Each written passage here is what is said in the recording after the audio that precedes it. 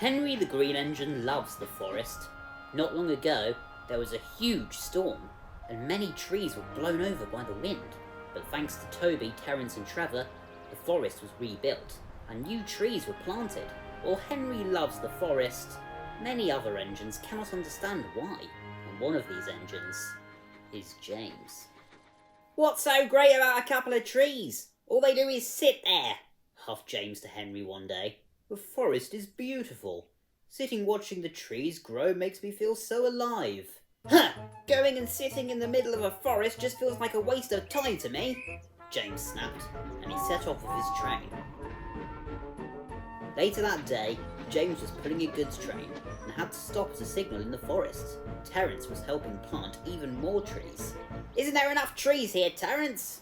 "You can never have too many trees, they really brighten up this part of the island," replied Terence. "More like block the sunlight out and take up space which could be used for something useful, like a factory or houses."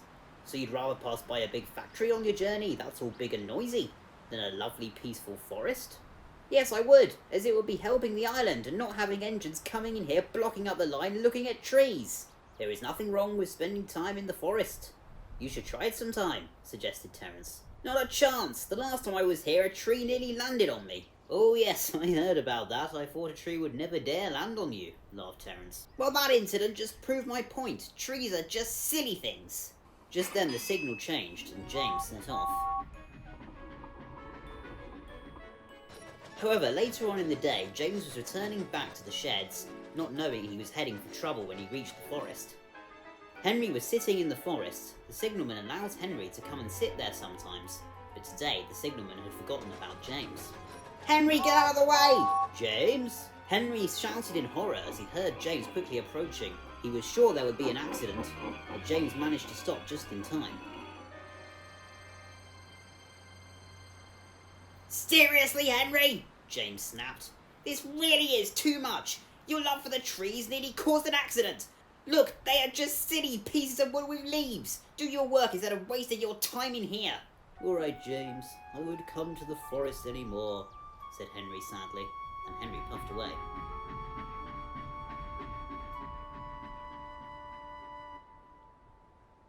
Henry was noticeably much quieter after this. He stopped coming to the forest altogether. He looked very sad, and the other engines noticed this, especially Toby. "This is all your fault, James." "My fault? My fault? He chose to cause an accident, and he chose not to go to the forest anymore." "He's not going to the forest anymore because you made him feel bad about going there," Toby explained. "Look, James, we all have things we like other than work. You love your paintwork, and Henry likes the forest. How would you feel if we took away the hose for the washdown so you couldn't keep your paintwork clean?" "Pah! Washdowns are important for engines. Trees are not, Toby. Now please excuse me or I will be late." And James left in a huff. Once James had finished his passenger train, the fat controller came to see him. "James, I have a train of ballast trucks for you to take from the yards to Marin Station," boomed the fat controller. "Ballast trucks? Isn't this job more suited to Percy?" James said, desperately trying to get out of the job. "No, James, I am asking you." James thought it was wise not to say any more, and set off. At the shunting yard, James coupled onto his goods train.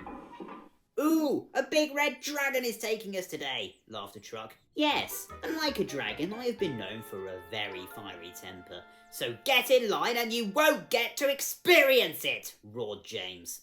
This silenced the trucks, and James set off feeling rather pleased with himself. James was flying along the line, determined to get the job done quickly. As he came into the forest, there was trouble again. A bit of track in the forest line had been damaged, and James was heading right for trouble.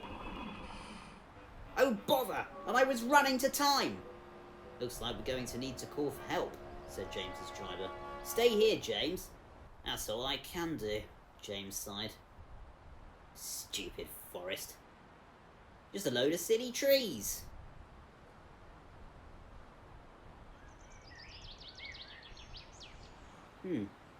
It's peaceful though. I suppose I could do with some peace and quiet for a change.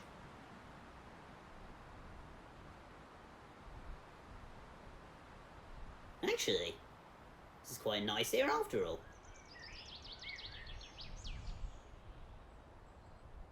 Just half an hour later, which to James felt like only a few minutes, Henry arrived with the breakdown train. Shh! Henry, you're ruining the atmosphere. Excuse me? Said a very shocked Henry. I thought you hated the forest. Well, not anymore, I don't. So, take your time rescuing me. Henry was even more shocked. He couldn't believe what James was saying. Alright, who are you and what have you done with the real James? I'm right here, silly. Look, I'm sorry, I was all wrong about the forest. I understand why you like it now, James admitted. Alright, so is it now alright to come to sit here then? Yes, of course, Henry. Actually, I think I'll join you.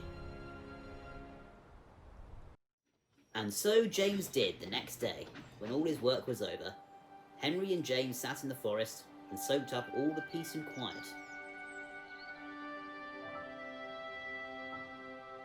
You know, there's no better place to be than the forest, proclaimed James. Well, after the washdown, of course. Henry laughed.